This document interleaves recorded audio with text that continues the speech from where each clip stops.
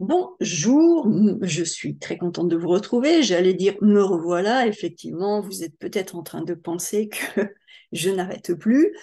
Oui, c'est vrai, cette vidéo n'était pas prévue au départ, mais suite à la dernière vidéo concernant le film Jeanne du Barry, je repense à deux, trois petites choses que je voulais préciser. Alors, donc on est bien d'accord, on parle toujours de ce film Jeanne du Barry, hein. Je continue sur ma lancée, hein, le film, voilà, qui retrace la vie de Jeanne du Barry, dernière favorite officielle, dernière favorite et maîtresse officielle du roi Louis XV. Alors, si vous prenez le train en marche, comme on dit, si vous n'avez pas regardé les deux vidéos précédentes, je vous invite à le faire si vous le souhaitez.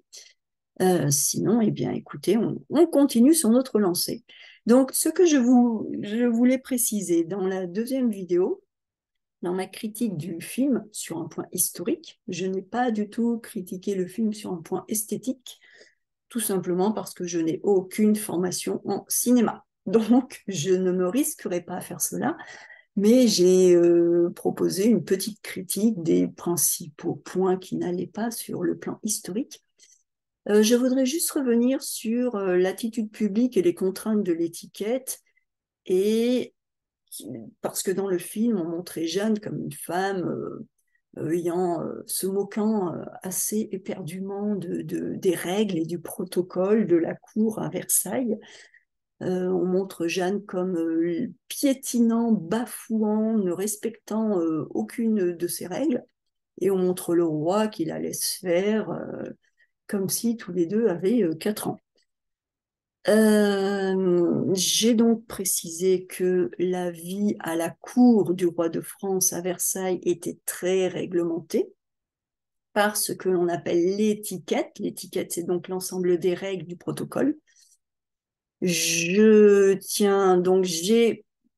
précisé également que dans certains cas, les Jeanne et le roi avaient bien sûr eu des comportements plus légers, mais il s'agissait de cas, par exemple, dans le château de Louveciennes, là, ils ont pu être beaucoup plus intimes, beaucoup plus ce qu'ils voulaient, hein, tout simplement parce que ce château de Louveciennes, c'est le roi qui l'a offert à Jeanne. Il ne s'agit donc pas d'une résidence royale officielle, c'est le château de Jeanne.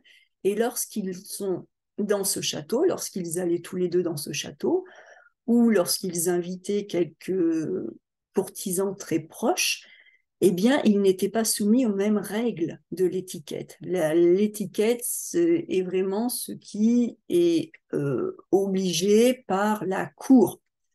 Et donc, dans le château de Louveciennes, je l'ai dit, Jeanne et Louis XV ont probablement eu des attitudes bien plus légères.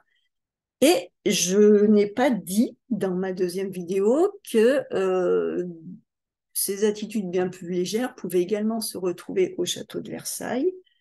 Mais attention à bien séparer les choses, c'est au château de Versailles dans les appartements privés. Donc il y a deux choses qui se passent au château de Versailles. Il y a la vie publique du roi, et la vie publique est contrainte par l'étiquette. Cette vie publique est régie, réglementée par ce protocole très lourd. Et donc, dans la vie publique, on ne fait pas n'importe quoi. Et c'est ce qui m'a énervé dans ce film, c'est qu'on montrait Jeanne en train de faire à peu près n'importe quoi, et parfois le roi aussi. Ça, non.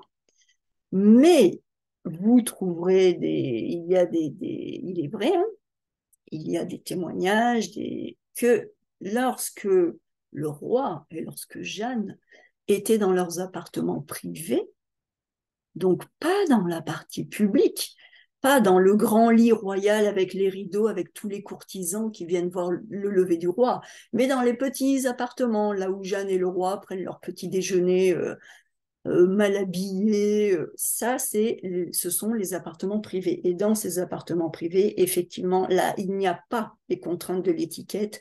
Donc là, on peut avoir des comportements bien plus légers.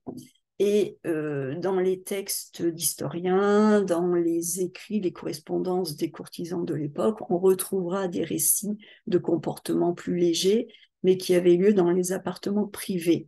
Et le roi avait donné l'usage à Jeanne d'appartements dans le château de Versailles. Mais à l'intérieur de ces appartements, c'était un endroit qui était privé.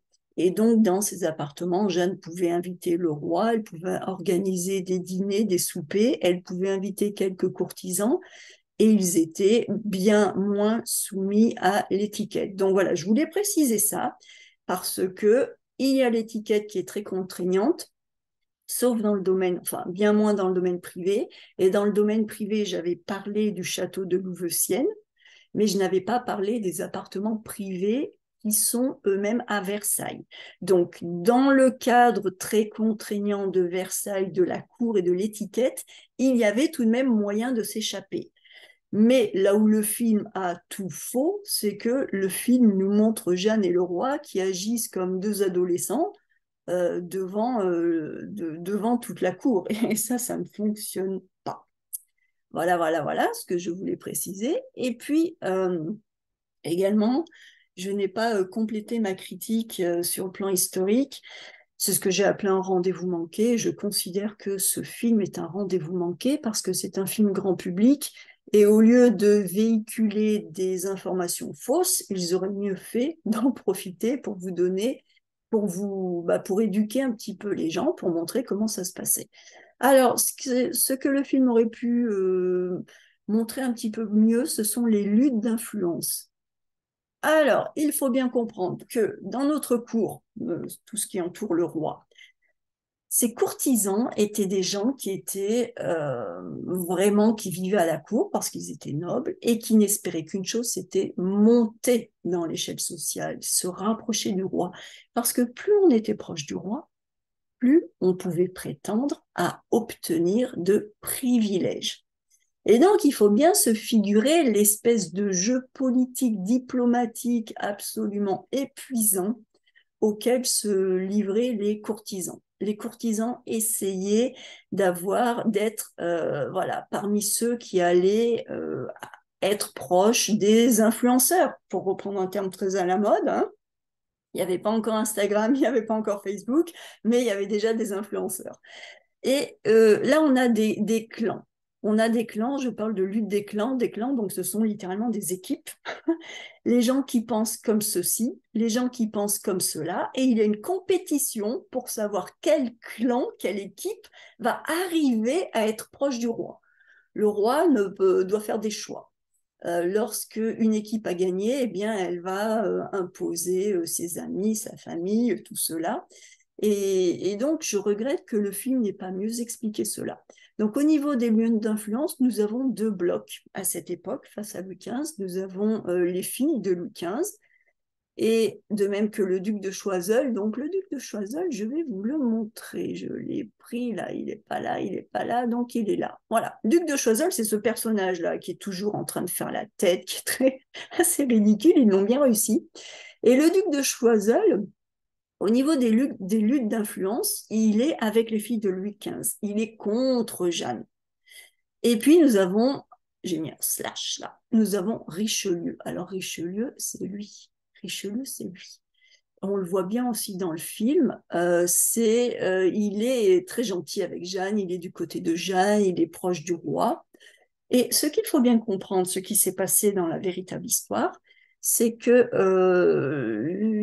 et c'est pour ça que je parle de la présentation de Jeanne au roi, dans le film, on nous fait croire que Jeanne s'est retrouvée par hasard dans la galerie des Glaces à Versailles, elle a croisé le regard du roi, le roi est tombé amoureux.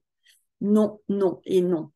Tout est lié aux luttes d'influence, aux luttes des clans et aux privilèges. Et donc, le duc de Richelieu, celui qui est présenté comme très gentil dans le film, il faut savoir que dans la vraie vie, c'était un libertin.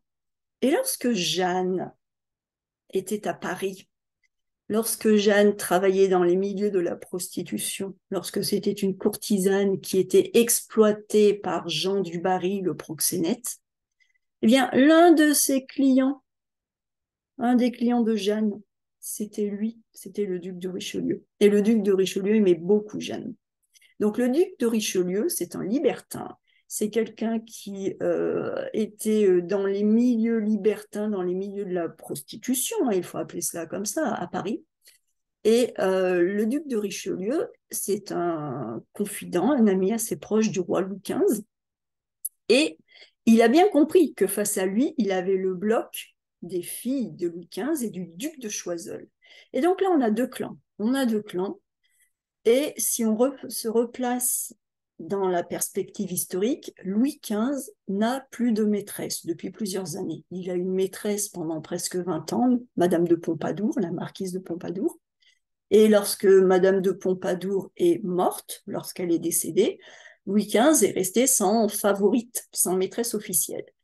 Et donc les clans là, les filles de Louis XV et le duc de Choiseul d'un côté et Richelieu de l'autre côté, ces clans se sont dit, si nous, on arrive, alors pas les filles de Louis XV, les filles de Louis XV ne voulaient pas vraiment, mais Choiseul, la lutte était plutôt Choiseul-Richelieu. Chacun de ces deux clans s'est dit, si nous, le premier, on arrive à mettre dans les bras du roi une courtisane, qui va devenir sa maîtresse, qui deviendrait peut-être, pourquoi pas, sa favorite, eh bien nous, notre clan, notre équipe va gagner. Nous pourrons avoir des privilèges. Et donc, le duc de Richelieu, qu'on présente comme tout gentil, tout beau, tout rose, attention, dans la vraie vie, c'était un client de Jeanne lorsqu'elle était prostituée, et c'est ce duc de Richelieu qui, avec Jean du Barry, ont eu l'idée de présenter Jeanne au roi. Mais la présentation, comme je l'ai déjà dit, ne s'est jamais faite au grand jour, au milieu de Versailles. La présentation, la véritable présentation de Jeanne en tant que femme pour le roi, s'est faite dans l'intimité. Mais voilà, il faut bien comprendre, et ça, le film ne le montre pas du tout. Ce duc de Choiseul, dans le film, on le voit toujours en train un petit peu de faire la tête. Il est là, il est grincheux, il n'est pas content, il n'aime pas Jeanne. Et il faut comprendre pourquoi il n'aime pas Jeanne. Il n'aime pas Jeanne parce que quand Jeanne est devenue la favorite, sauf que j'ai cliqué, pas du tout sur ce que je voulais, bon, c'est pas grave. Oh là là, j'ai mis une vidéo en marche. Quand Jeanne, attendez, je vais fermer cette fenêtre parce que je vais faire une catastrophe. Voilà. Quand Jeanne est devenue la favorite de Louis XV, eh bien lui, le duc de Choiseul, a vu partir toutes les opportunités d'influence et de privilèges. Et donc, il n'a pas été content. Et c'est Richelieu qui, lui, a gagné. C'est Richelieu qui s'est retrouvé très proche du roi. C'est Richelieu qui s'est retrouvé très proche de Jeanne. Jeanne lui doit beaucoup. C'est lui qui l'a présenté au roi. Donc Richelieu a été le gagnant. Et on voit bien d'ailleurs dans le film que Richelieu est proche du roi jusqu'à sa mort. Donc ça, c'est quelque chose c'est un point que je tenais à faire. Parce qu'il faut, voilà, il faut être au courant de pourquoi le duc de Choiseul est vraiment présenté en train de faire la tête pendant tout le film et pourquoi Richelieu est ce gentil très souriant.